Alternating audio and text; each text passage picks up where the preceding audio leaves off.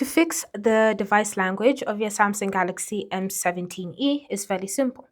Now, if you see it's a language you don't recognize, all you need to do is simply open up Settings. Settings is this gear up icon that you can see here. So you can go ahead and select it like so, and it should open up. From here, you want to scroll through your settings menu until you find General Management. Again, to recognize General Management, just look for an icon with these adjustable sliders and select it.